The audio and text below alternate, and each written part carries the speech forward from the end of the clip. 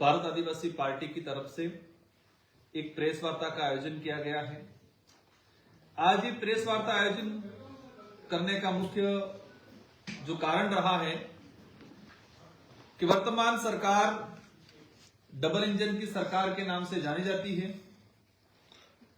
और वर्तमान हमारे राजस्थान के मुख्यमंत्री जी जीरो टॉलरेंस की बात करते हैं और पूरे देश के अंदर ईडी का बोलबाला है, जांच एजेंसियों का बोलबाला है और यही संबंध आरपीएससी सदस्य बाबूलाल कटारा जो थे उनसे रिलेटेड जब ये मामला सामने आया, आज हमारा मुख्य रूप से प्रेस वार्ता करने का रीजन ये रहा है कि बाबूलाल जी कटारा जो आरपीएससी सदस्य नोमिट हुए, वो नोमिट हुए नवंबर, शायद 15 अक्टूबर 2020 में, और बनने के बाद कुछ समय बाद ही चर्चा में आए। चर्चा में इसलिए आए कि एसआई भर्ती पेपर लीक हुआ और एसआई भर्ती का जब खुलासा हुआ, एसआई भर्ती के साथ साथ अन्य भर्तियों का भी खुलासा हुआ। सरकार की एजेंसियों ने बाबूलाल जी पर कार्रवाई की, उनको गिरफ्तार किया और गिरफ्तार करने के बाद इस मामले को ईडी ने अपने हाथ में लिया और अन्य एसओजी के बयानों में भी बहुत सारी चीजें सामने आई और ईडी ने जो बयान लिए उन बयानों में भी बहुत सारी चीजें सामने आई। इसमें मूल रूप से सामने आया कि बाबूलाल जी की जो नियुक्ति हुई वो किन नेताओं की अनुशंसा पे हुई। नियुक्ति होने के बाद बाबूलाल जी कटारा से कितने नेताओं ने संपर्क किया और पेपर लीक जो प्रकरण हुआ, उस पेपर लीक प्रकरण में कितने नेताओं का रोल रहा, कितने नेताओं ने इनके अनुशंसा पे पैसा लिया, पेपर लेने का काम किया, यह लंबे समय से चर्चा में आ रहा है। भारत आदिवासी पार्टी की तरफ से सवाल है कि इस क्षेत्र के दिग्गज नेता महेंद्रजीत मालवीय कांग्रेस छोड़ के बीजेपी में गए और जब कांग्रेस में थे उस समय उन पर बड़े आरोप लगे थे भ्रष्टाचार के। बाबूलाल जी कटारा को लेके भी उनसे संबंध अच्छे बताए, उनकी अनुशंसा में इनका मुख्य रोल बताया। पूरे क्षेत्र की जनता का और विशेषकर पूरे राजस्थान की आम जनता का मन में यह था कि कार्रवाई होगी, लेकिन जैसे वो भाजपा में गए तो लोगों को लगा कि अब कार्रवाई नहीं होगी और आम जनता में प्रचलन में है कि भाजपा के पास ऐसी एक वॉशिंग मशीन है जहां पर अगर कोई भ्रष्ट व्यक्ति, गलत व्यक्ति चला जाता है तो वो धुल जाता है। लेकिन आज वहीं से महेंद्रजीत मालवीय वापस कांग्रेस में आए हैं। हमारा वो किस पार्टी में जाए, क्या करे, कहां जाए, कहां रहे, उससे हमारा कोई संबंध नहीं, सरोकार नहीं है। लेकिन हम आज विशेष रूप से कहना चाह रहे हैं कि एक आदिवासी बाहुल्य क्षेत्र के अधिकारी बाबूलाल जी कटारा को आरपीएससी सदस्य बनने का अवसर मिला था। एक इस क्षेत्र के लिए सौभाग्य की बात थी, गर्व की बात थी। लेकिन जैसे उन पर इनकी गिरफ्तारी हुई और गिरफ्तारी होने के बाद इस क्षेत्र में ये माहौल बनाया, विशेषकर पूरे राजस्थान देश की राज्य की राजधानी में हम सुनते हैं कि आदिवासी अधिकारी था और अधिकारी ने भ्रष्टाचार किया। जो राजनीतिक लोग उनकी अनुशंसा पे उनको लगाया और जिन राजनीतिक लोगों का पेपर लीक में संबंध था, इन राजनीतिक लोगों ने कन्नी काट लिया और कन्नी काट के एक आदिवासी समुदाय को रडार पे लगा दिया पूरा। बाबूलाल जी कटारा का संबंध आदिवासी समुदाय और इस आदिवासी बाहुल्य क्षेत्र से बता के इस क्षेत्र और आदिवासी समुदाय की छवि धूमिल करने का काम किया। मेरा कहना है कि बाबूलाल जी कटारा को आरपीएससी सदस्य कांग्रेस की सरकार में बनाया था। यह कोई सामाजिक फैसला नहीं था और न ही क्षेत्र का फैसला था। बाबूलाल जी कटारा को आरपीएससी सदस्य बनाना एक राजनीतिक फैसला था और यह कहा जाए कि स्वार्थी राजनेताओं का फैसला था। मैं स्वार्थी राजनेताओं का फैसला इसलिए कहना चाहूंगा, आप सबके विदित हैं कि काकरी डुंगरी प्रकरण 2020 में हुआ। आज 2026 में हमने प्रवेश किया, आज 5 साल होने आ गए, लेकिन इस प्रकरण को भुला नहीं जा सकता। यह प्रकरण भविष्य में भी हर कड़ी से जुड़ेगा वो, और वो इसलिए जुड़ेगा, आज भी इसलिए जुड़ रहा है बाबूलाल जी कटारा से। हमारी सबकी जानकारी में और क्षेत्र की जनता को जानना जरूरी है कि काकरी डुंगरी प्रकरण 24 सितंबर 2020 को हुआ और बाबूलाल जी आरपीसी सदस्य कब बने? 15 अक्टूबर 2020 को। मतलब काकरी डुंगरी प्रकरण होने के मात्र 20 दिन बाद बाबूलाल जी कटारा आरपीसी सदस्य बने। और ये क्लियर है कि काकरी डुंगरी प्रकरण से जुड़ा हुआ मामला था। यह जानना जरूरी है कि काकरी डुंगरी प्रकरण के तहत जो घटनाक्रम हुआ और उसमें हम तात्कालिक उस समय हमारी बीटीपी पार्टी थी, मैं विधायक था, हम पे लांछन लगाने का काम किया, हमको बदनाम करने का काम किया। लेकिन हकीकत यह है कि जो राजनेता बाबूलाल जी कटारा को आरपीसी सदस्य नॉमिनेट करने में जिनका रोल था, और नॉमिनेट करते वक्त उन्होंने ब्रीफ नोट बना के दिया था सरकार को कि काकरी डुंगरी प्रकरण को शांत कराने में आदिवासी अधिकारी बाबूलाल जी कटारा का रोल है, इसलिए उनको आरपीसी सदस्य बनाया जाए ताकि आदिवासी वोट बैंक को साधा जाए। यह पत्र में लिखा था, कांग्रेस के नेताओं ने मुख्यमंत्री गहलोत साहब को यह ब्रीफ नोट किया था। मेरा कहना है कि जो नेता बाबूलाल जी कटारा की अनुशंसा करने वाले थे, इन्हीं नेताओं ने काकरी डुंगरी प्रकरण कराया था। यह सच्चाई है। आप जानते होंगे कि काकरी डुंगरी प्रकरण के बाद कुछ चैनलों ने इस चीज को उठाया, एक वरिष्ठ नेता का नाम लिया कि इस नेता की वजह से मामला शांत हुआ। अधिकारी ने बाबूलाल जी का नाम उछाला कि इस अधिकारी ने मध्यस्थता की और मामला शांत किया।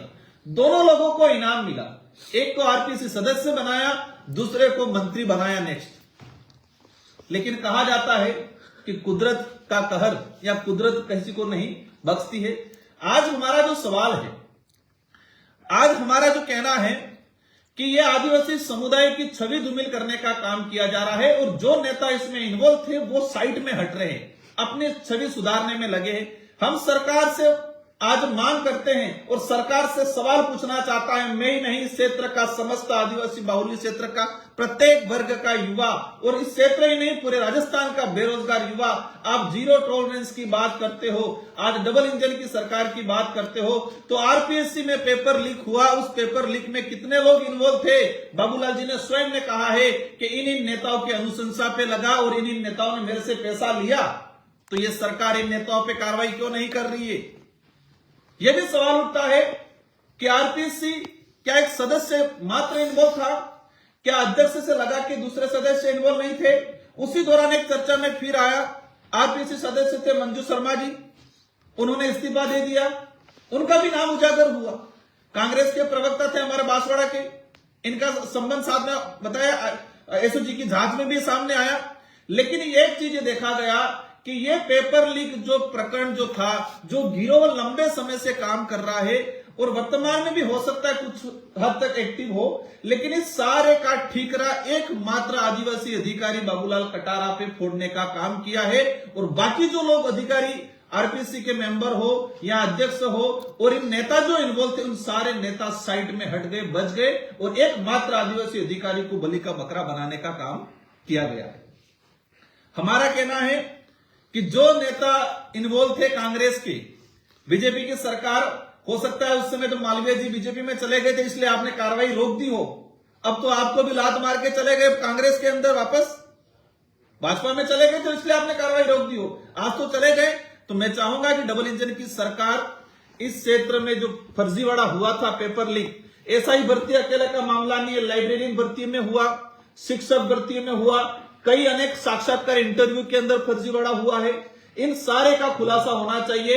ये वही नेता हैं जिन नेताओं ने आदिवासी बाहुल्य क्षेत्र में 2013 की अधिसूचना लागू करके रिजर्वेशन पॉलिसी लागू की, 2016 में संशोधित अधिसूचना आई। इन नेताओं ने इस क्षेत्र के आदिवासी युवाओं का आरक्षण बेचने का तो काम किया ही था, लेकिन बाबूलाल जी के कंधे पे बंदूक रख के नौकरियां बेचने का भी काम उन्होंने किया है। जो स्वच्छ छवि के साथ मेहनत का युवा था, जो मेहनत कर रहा है, बेचारा गरीब घर से उठ के आ रहा है, अपनी जमीन जेवरात गिरवी रख के पढ़ रहा है, ऐसे युवाओं का हक छीनने का काम किया है नेताओं ने। इनका खुलासा होना चाहिए। और इसलिए हम कई बार कहते हैं कि इस क्षेत्र के अंदर विचारधारा कोई रही नहीं है। भारत आदिवासी पार्टी एक मजबूत विचारधारा के साथ खड़ी है, लेकिन यहां पर कांग्रेस और बीजेपी की कोई विचारधारा नहीं है और इंटरनली एक होके लिए लोग काम करते हैं। आपने देखा होगा पिछला जिला परिषद का चुनाव कांग्रेस बीजेपी एक हुआ, अभी कांग्रेस में गए, कांग्रेस से बीजेपी में गए, बीजेपी से कांग्रेस में आ रहे। तो इस क्षेत्र को लूटने का काम किया है। तो भारत आदिवासी पार्टी इसका खुलासा करना चाहती है और सरकार से मांग करती है कि बाबूलाल जी कटारा की अनुशंसा करने वाले कितने नेता थे, इन नेताओं पे कार्रवाई हो। ईडी के बयान में आया है, बाबूलाल जी ने स्वयं ने कहा है कि मेरी जान का खतरा है। बाबूलाल जी को किससे जान का खतरा है? हमारा जहां तक मानना है कि बाबूलाल जी के इस बयान पे गहनता से जांच होनी चाहिए और जिन लोगों ने इनकी अनुशंसा करके लगाया है, जिन लोगों का उनका कनेक्शन था, जहां जहां पेपर गए हैं, इन सारे का खुलासा होना चाहिए इस सरकार में। अगर भाजपा सरकार, राजस्थान के मुख्यमंत्री भजन लाल जी इसका खुलासा नहीं करते हैं तो इन पे भी सवाल उठेगा और आपको जीरो टॉलरेंस की बात करने का कोई अधिकार नहीं है इस क्षेत्र के अंदर। आपको भ्रष्टाचार मुक्त राजस्थान करने की कोई सवाल नहीं है। आपने सरकार में आए, सरकार में भाजपा एक बात पे आई थी कि राजस्थान में फर्जी कांग्रेस पे लांछन लगाए थे कि पेपर लीक हो रहे हैं, पेपर बेचे जा रहे हैं और युवाओं की बात करके ही राजस्थान सरकार में भाजपा की सरकार आई और भाजपा की सरकार आने के बाद चुप बैठी है, मुख्य मुद्दों से भटकाने का दूसरा काम कर दिए। तो हम चाहेंगे कि सभी एक ही थैली के चट्टे बट्टे हैं। दूसरा, आज हमारा जो विषय है आदिवासी बाहुल्य क्षेत्र के अंदर और विशेषकर उदयपुर में यूडीए की जो तानाशाही, यूडीए का जो बुलडोजर को लेके काफी चर्चा में रहता है। हर 2-3 दिन में कोई न कोई प्रकरण होता है। कभी किसी का घर उजाड़ा जाता है, किसी का परिवार उजाड़ा जाता है, कभी पूरी कॉलोनी उजाड़ दी जाती है। इसको लेके हाल ही एक हाईकोर्ट का फैसला आया और इस फैसले में यह सामने आया कि हाईकोर्ट ने फैसला इसलिए दिया कि इस क्षेत्र से कई नगरपालिका क्षेत्र के लोग गए थे, हाईकोर्ट में याचिका दायर की थी। याचिका का बेंच बनाया था। हमने पिछले 3 साल पहले 2022-23 के अंदर संविधान के जो प्रावधान हैं, अनुच्छेद 243 और अनुच्छेद 243 में ये प्रावधान है कि अनुसूचित क्षेत्र के अंदर अगर आप नगर निकायों का निर्माण करते हो, गठन करते हो या विस्तार करते हो तो आपको 5वीं अनुसूची जो अनुच्छेद 244 जो है उसके विशेषाधिकारों को ध्यान में रखते हुए आपको नगर पालिकाओं का गठन करना है। यह संविधान के अंदर प्रावधान है। इसी प्रावधानों के तहत मेरे सिमलवाड़ा, मेरी विधानसभा, पूर्व विधानसभा 84 के अंदर सिमलवाड़ा था, वहां नगर पालिका जबरदस्ती घोषित किया। हम हाईकोर्ट गए और हाईकोर्ट में हमने इसी का हवाला दिया कि संविधान के अनुच्छेद 243(1) के तहत अनुसूचित क्षेत्र में नगर पालिकाओं का निर्माण करना असंवैधानिक है। यह मैं नहीं कह रहा हूं, संविधान कह रहा है। हाईकोर्ट ने इसको माना। हाईकोर्ट ने सरकार को नोटिस जारी किया। सरकार को पूछा 2023-22 के अंदर कि क्या अनुसूचित क्षेत्र में मैसा कानून लागू है। इसमें 2 चीजें हैं, हमें समझने की जरूरत है कि कोई भी सामान्य क्षेत्र का कानून अगर अनुसूचित क्षेत्र में लागू करते हैं तो राज्यपाल महोदय को अधिकार है कि उस कानून को लेकर अपनी टिप्पणी करे या अध्यादेश जारी करे। राज्यपाल महोदय स्वतंत्र हैं टीएससी से परामर्श लेके कि यह कानून सीधा रूप से लागू होगा या इसमें कुछ विशेष प्रावधान या इंप्लीमेंटेशन या मॉडिफाई करके इसको लागू करेंगे। तो सरकार को पूछा क्या मैसा कानून लागू है, सरकार ने कहा नहीं लागू है। सरकार को पूछा क्या अनुसूचित क्षेत्र में बिना मैसा कानून के नगर पालिका का निर्माण हो सकता है, सरकार ने कहा नहीं हो सकता है। विधि विभाग से टिप्पणी आई और फैसला पक्ष में आया और उस समय 6 से 7 नगर पालिका हमने निरस्त कराई। इसी के आधार पे यूडीए को लेके कुछ सामाजिक संगठन के लोग गए, सेमारी नगर पालिका को लेके ऐसे 19 प्रकरण चल रहे थे। इसमें एक चीज बड़ी सामने आई कि 19 प्रकरणों में एक बलीचा का केस कोई व्यक्ति गया जो हमारी जानकारी में नहीं है। सेम प्रकरण थे, एक प्रकरण बलीचा से गया और बलीचा से जो प्रकरण गया, उस प्रकरण ने हम जिस लाइन पे जा रहे थे उस लाइन पे नहीं जाते हुए उन्होंने अलग हवाला दिया और हाईकोर्ट ने बलीचा की जो पिटीशन थी उस पर फैसला सुनाया और सारे जो पिटीशन थी उसको खारिज कर दिया और उन्होंने कहा कि अनुसूचित क्षेत्र में नगरपालिका नगर निगम को लेके राज्यपाल महोदय ने किसी प्रकार की कोई अधिसूचना जारी नहीं की है, इसलिए जब तक राज्यपाल महोदय अनुसूचित क्षेत्र में municipal extension to schedule area या मेसा कानून जब तक केंद्र सरकार पास नहीं करे या राज्यपाल महोदय उसके लिए विशेष अधिसूचना जारी नहीं करे, तब तक नगरपालिका नगर निकायों का यूडीए का विस्तार होता रहेगा। यह सुप्रीम हाईकोर्ट ने भी फैसला हाल ही 7-8 दिन पहले दिया है। तो हमारा जो तक लगा, हमारी जो तहकीकात में आया, इस ये मेसा कानून को लेके नगरपालिका नगर परिषद यूडीए में रहने वाले लोगों को लेके सड़क की लड़ाई भारत आदिवासी पार्टी लड़ रही है। विधानसभा हो लोकसभा हो उसमें हमारे विधायक और मैंने स्वयं इस बात को उठाया है और न्यायालय की लड़ाई भी हम लोग लड़े। सड़क की लड़ाई भारत आदिवासी पार्टी लड़ी, संसद की लड़ाई भारत आदिवासी पार्टी लड़ रही है इस बात को, और कोर्ट के रास्ते भी हम ही गए, लेकिन एकमात्र केस बलीचा का गया वो हमारी जानकारी में नहीं है।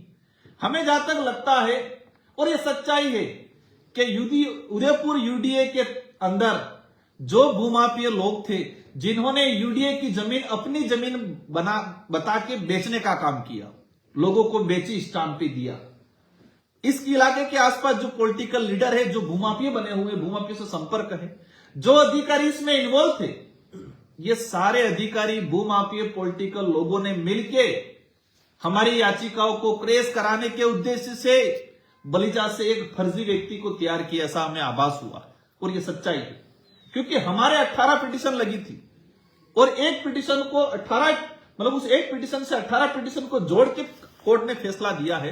उसको लेकर हम अवश्य सुप्रीम कोर्ट जा रहे हैं, लेकिन उदयपुर की जनता को जानना जरूरी है, क्योंकि आज हमने देख रहे हैं, आज मैं सुबह न्यूज़पेपर में पढ़ा कि ये बड़ीगढ़ कोटियाफला सवीना में 102 मकान गिराए। इसमें आदिवासी नहीं, दलित, पिछड़ा, ओबीसी, सामान्य सब व्यक्ति थे, हर वर्ग का व्यक्ति था। यूडीए की इतनी तानाशाही चल रही है, इसमें भाजपा के आधे लोग विरोध कर रहे हैं, आधे समर्थन कर रहे, जनता को वोट बैंक बनाने के लिए जानबूझ के माहौल बना रहे, और कांग्रेस के नेताओं ने भी खाना पूर्ति करने का काम किया मात्र। इसको लेके तह तक नहीं जा रहे हैं। ये यूडीए के पट्टे स्वयं लोगों ने दिया, किस किस नेताओं ने दिया, इस पे मुकदमा नहीं हुआ, अभी तक कार्रवाई नहीं हुई। लोगों को, जो लोग मजदूरी करके अपना 2 पैसा कमाया, लोन लेके 2 पैसा कमाया, उससे जमीनें ली है उन्होंने। हो सकता है अनलीगल हो हमारी नजर में, सरकार की नजर में, लेकिन वो अनपढ़ है बेचारा, गरीब पे व्यक्ति, उसको नहीं पता है कानून क्या होती है। तो उदयपुर में जो जमीनों का खेल हो रहा है और हाईकोर्ट का जो फैसला आया है उसको लेकर हम अवश्य सुप्रीम कोर्ट जा रहे हैं, लेकिन मेसा कानून को लेके सरकारें कोई भी हो, कांग्रेस की हो या बीजेपी की हो, आदिवासी बाहुल्य क्षेत्र, दलित, पिछड़ा, ओबीसी, किसी भी गरीब तबके के लिए ये सरकारें हमेशा अपनी कन्नी काटने का काम करती है। मेसा कानून 2001 में राज्यसभा में पेश हुआ। मेरा जो राजनीतिक कैरियर रहा है, मेरा जो एक्सपीरियंस अनुभव रहा है, मैंने एक चीज नोटिस की कि जितना मेसा कानून पेंडिंग है, किसी देश की दो सदन है हमारे, राज्यसभा लोकसभा, देश के लिए कानून इन दोनों सदनों में किसी भी सदन के थ्रू आता है और दोनों सदनों में पास होता है। मात्र एक मेसा कानून ऐसा है जो 2001 से लगा के 2025 आज 26 आ गया, तब तक पेंडिंग है। कोई भी कानून राज्यसभा या लोकसभा में आने के बाद इतने लंबे समय तक पेंडिंग नहीं रहता है, या तो वो पास होगा या क्रैश होगा। उन्होंने कमेटी को भेजा 2001 के अंदर, 2003 में जीपीसी ने, कमेटी ने उनको रिप्लाई दे दिया, सभी राज्यों से सलाह मशुरा हो गया, लेकिन 2001 से लगा के 2025 तक इसमें कांग्रेस की सरकार भी रही, यूपीए की सरकार भी रही, भाजपा की सरकार भी रही, लेकिन नगरपालिका नगर परिषद जो 5 अनुसूचित क्षेत्र के अंदर है उनको कानूनी रूप देने का काम नहीं किया है। तो इन लड़ाई को लेकर भारत आदिवासी पार्टी लड़ रही है। आज प्रेस कॉन्फ्रेंस के माध्यम से इस क्षेत्र की जनता को जानना जरूरी है, और उदयपुर के यूडीए में रहने वाले जो साथी हैं वो किसी भी वर्ग का है, गरीब व्यक्ति है, सच्चा है, उसके साथ भारत आदिवासी पार्टी खड़ी है। सड़क की लड़ाई भी लड़ेंगे, संसद की लड़ाई भी लड़ेंगे। भले हम हाईकोर्ट में हार गए हैं, लेकिन इसको सुप्रीम कोर्ट में जाएंगे और हमारा प्रयास रहेगा कि मेसा कानून पिछले जो बजट सेशन आ रहा है उनमें हम पास कराने का प्रयास करेंगे। बाबूलाल कटारा वाले मामले में जैसे आपने कहा अनुशंसा करने वाले नेता कौन कौन है, आपने महेंद्र मालवीय का नाम बताया, और कौन कौन नेता है? देखो, मैं भी आज पॉलिटिकल लीडर हूं, मैं भी कई बार अनुशंसाएं करता हूं, लेकिन जो बाबूलाल जी वाला प्रकरण आया, उस प्रकरण में मैं ये नहीं कह रहा हूं कि जिन्होंने अनुशंसा की थी सारे गलत हैं, लेकिन वो चुप हैं। वो चुप है इसका मतलब गलत है, क्योंकि उनका न्यूज़पेपर में नाम आया है। बाबूलाल जी ने ईडी को बयान दिया है, ईडी के बयानों में नाम आया है। इसमें रघुवीर जी यहाँ के जिलाध्यक्ष बनाए, उनका नाम है। दिनेश जी खोडनिया का नाम है, पूर्व जिलाध्यक्ष का नाम है।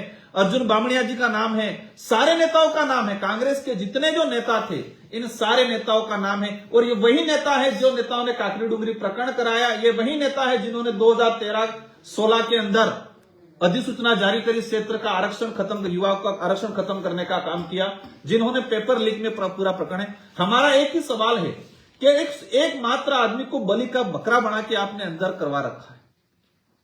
आप उनके नाम, उसके नाम जुड़े हुए, आप बच रहे हैं और छवि बना रहे हैं आदिवासी समाज की। जयपुर में चर्चा हो रही है कि आदिवासी समाज का अधिकारी था, भ्रष्ट था, लेकिन इस अधिकारी को लगाने के पीछे कौन लोग थे, यह जानना जरूरी है। नहीं तो बाबूलाल जी को ये कहना चाहते हैं कि बाबूलाल जी को काकरी डुंगरी कांड का इनाम दिया सरकार ने? हाँ बिल्कुल, क्योंकि उस समय जो तात्कालीन जो सरकार थी, यहाँ के जो लोग थे, कांग्रेस के जो लोग थे, सत्ताधारी लोग थे, इन लोगों ने ही प्रकरण कराया। ये सच्चाई है। पुलिस की जांच में भी आया, लेकिन सरकार ने था इसलिए नहीं, हमारे पे ठीकरा फोड़ दिया पूरा। और वो जनरल वर्ग के यहाँ के लोगों को भड़काया कि बाप बड़े दंगा करते हैं, ये करते, खिरवाड़ा जला रहे थे, ये जला रहे थे। हाँ, ये जरूर एक आदिवासी बाहुल्य क्षेत्र के बच्चे थे, लेकिन हमने कभी ये नहीं कहा तुम ऐसा करो। हम संवैधानिक रूप से उस काकरी डुंगरी प्रकरण को, पहाड़ी पे लोग शांतिपूर्वक बैठे थे, उस धरने को समर्थन हम कर रहे थे। आज भी ये बच्चे दर की ठोकरे खा रहे 1167 वाले। हमने कोर्ट में भेजा था बच्चों को, और उस कोर्ट के रास्ते से सड़क पर रास्ते लाने का काम ही कांग्रेस के नेताओं ने किया था उस समय। सर, आप जो है ये जंगल और जमीन बचाने की बातें सब लोग करते हैं, आदिवासी करते हैं। आज हमने देखा है कि जंगल खत्म हो चुके हैं, जमीनें जो है भूमाफिया या प्रभावशाली लोग आदिवासियों की खा रहे हैं, और जीरत भी खत्म होती जा रही है। इसको लेकर बृहद स्तर पर आप लोग कोई आंदोलन क्यों नहीं चला रहे? आंदोलन की बात आती है, इस क्षेत्र का पिछले 4-5 सालों का इतिहास है कि सबसे अधिक आंदोलन भारत आदिवासी पार्टी और उसके समर्थन के लोगों ने किया है। लेकिन यह भी सच्चाई है कि जो विरोधी लोग हैं, जो भूमाफिया हो, पॉलिटिकल लीडर हो, और इन पॉलिटिकल लीडर और भूमाफिया से जो अधिकारी जो मिले हुए हैं, वो इन आंदोलनों को क्या कहते हैं? ये तो नक्सलाइट है, ये तो उग्रवादी है, ये तो ऐसे करते हैं। उस आंदोलन की छवि बिगाड़ने का काम करते हैं ये लोग। आपने देखा होगा, पिछले 5 सालों का इतिहास उठा के देख लो, सबसे ज्यादा आंदोलन भारत आदिवासी पार्टी ने किए हो। अरावली का मामला हो, एट्रोसिटी का मामला हो, जल जंगल जमीन का मामला हो, रिजर्वेशन का मामला हो, छुआछूत का किसी भी प्रकार का मामला हो, उदयपुर के अंदर भी हुआ। आज जिस तरह से शहर के अंदर दंडीबड़ा हो रहा है, आज क्या स्थिति बन रही, गटर का पानी घरों में जा रहा है, इंदौर के अंदर लोग मरे गटर का पानी पी के। इन बातों को लेकर भी हमने भारत आदिवासी पार्टी ने लड़ाई लड़ी और आगे भी लड़ते रहेंगे। मालवीय जी ने कहा है कि वागड़ क्षेत्र में बाप पार्टी के बढ़ते हुए प्रभाव को रोकने के लिए वो कांग्रेस में आ रहे हैं फिर से, और उनके जो प्रभाव है बाप पार्टी का, उसको रोकने का काम करेंगे। मालवीय जी क्षेत्र के बड़े लीडर थे, इनका हम सम्मान करते हैं। मैं भले उनके सामने चुनाव लड़ा हूं, हमारी विचारधारा अलग हो सकती है, इस क्षेत्र की छवि बनी थी, लेकिन मालवीय जी का जो स्टैंड रहा है, भाजपा में जाना, भाजपा में जाके फिर कांग्रेस में आना, जिस तरीके से उनके बयानबाजी हुए, आपने देखा होगा जब भाजपा में गए उनके बयान क्या थे कि मैं कांग्रेस में रहकर विकास नहीं करा सकता हूं, इसलिए मैं भाजपा में जाके विकास कराऊंगा, आदिवासियों का भला करूंगा। आज वही जब कांग्रेस में आके कह रहे कि मैं भाजपा में रहकर विकास नहीं करा सकता, मैं कांग्रेस में आके विकास कराऊंगा। मतलब वो 40 साल की पॉलिटिक्स से किए उनके जो बयान, उस समय कहा था धर्म के ये देखा है कि धर्म को बीच में लाए बिना उनका काम अधूरा नहीं रहता है। उस समय कहा कि मुझे राम मंदिर नहीं जाने दिया, इसलिए मैं भाजपा में चला गया।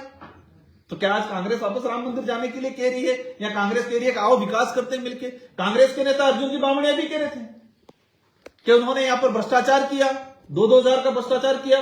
बामणिया जी को बयान आए थे और मालवीय जी ने स्वयं ने कहा था कि अर्जुन बामणी टीएडी मंत्री था तो बच्चों के नमक मिर्च खा गया, तो क्या आप दोनों मिलकर नमक मिर्च चाटेंगे क्या? मतलब ये जो है, ये मानना पड़ेगा इस क्षेत्र में दोनों पार्टियों ने मिलकर राज करने का काम किया था, लूटने का काम किया था। जब भारत आदिवासी पार्टी इस इलाके में आई है तो दोनों पार्टियों के नेताओं को समझ में नहीं आ रहा है कि करना क्या है, इसलिए इधर उधर भाग रहे हैं। जनता समझ चुकी है। इस बार पंचायती राज चुनाव में अवश्य जनता भारत आदिवासी पार्टी के साथ मजबूती से खड़ा रहेगी।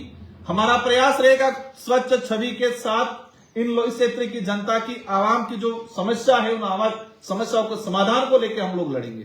सर, एक उदयपुर के सांसद मन्नालाल रावत और राजकुमार रोध आमने सामने हर समय रहते हैं, क्या है इस पूरी कहानी? देखो, इसमें मैं बताऊं, इससे ज्यादा जनता बताएगी इस घटनाक्रम के बारे में। और जो आपने देखा होगा उदयपुर दिशा की बैठक, डूंगरपुर दिशा की बैठक, उस बैठक में मैं अध्यक्ष हूं, वो सह अध्यक्ष हैं। एक चीज ये कॉमन सभी के जानकारी में होता है कि जो सत्ताधारी नेता होता है वो हमेशा बैठक या सदन को सफल बनाने का प्रयास करता है, और जो विपक्ष में व्यक्ति होता है वो हमेशा मुद्दों को लेकर हंगामा करता है और बैठक को मतलब विफल बनाने का प्रयास करता है।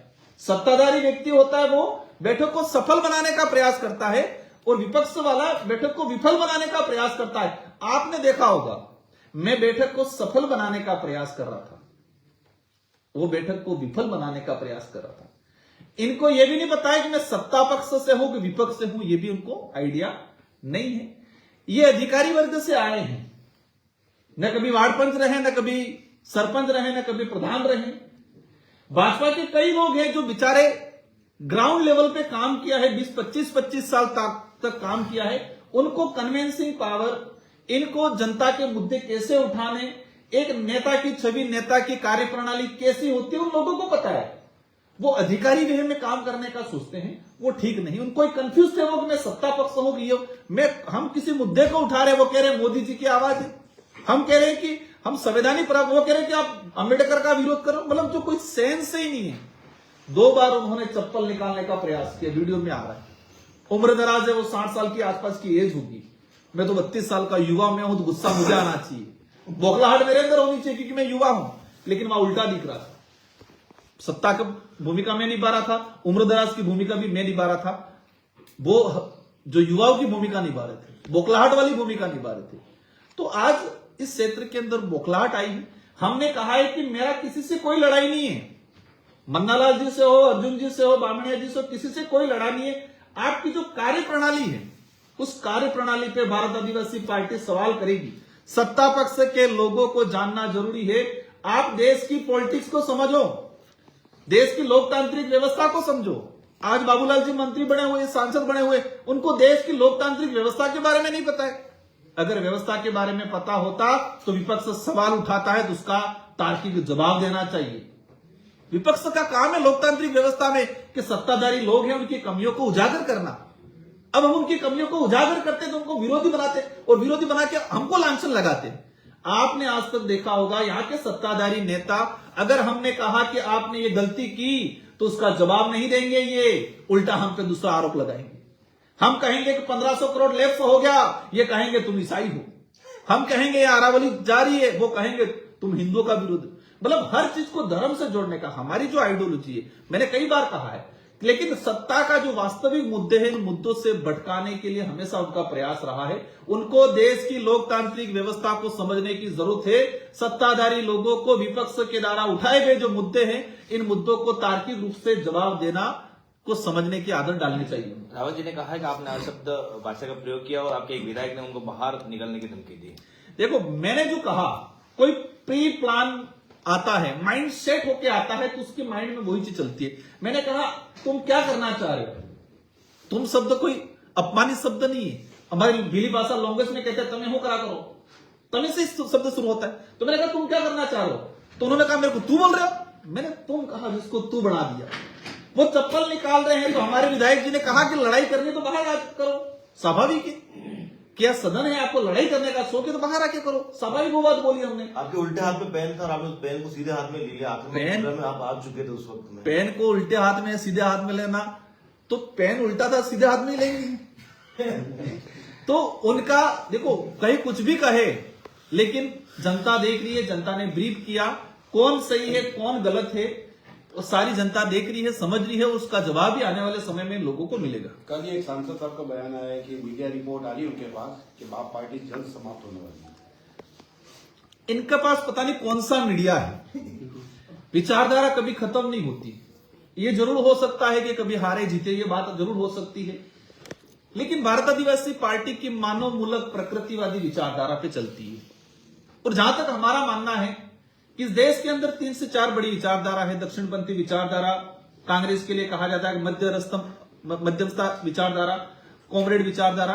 भारत आदिवासी पार्टी की मानव मूलक प्रकृतिवादी विचारधारा है, और हमारा जहां तक मानना है कि भविष्य में ही हम रहे या नहीं रहे, ये विचारधारा कभी खत्म नहीं होगी।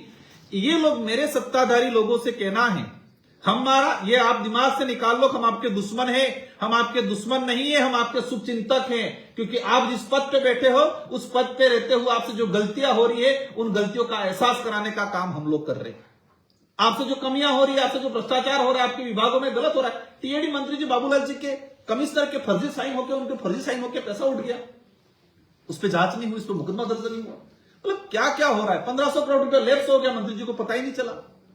तो ऐसी चीजें हम जब बोलते हैं, तुमको लगता है हम विरोधी नहीं, हम शुभचिंतक है, इस क्षेत्र की जनता के शुभचिंतक है हम लोग। आने वाले समय में पंचायती राज चुनाव होने वाले हैं, नगर निगम उदयपुर में भी आपके कैंडिडेट उतारने का कोई हमारा प्रयास रहेगा, स्वच्छ छवि के कैंडिडेट हमारे पास आएंगे तो अवश्य इस क्षेत्र के अंदर भी हम उम्मीदवार उतारेंगे। ज्यादा तो नहीं हो गया समय।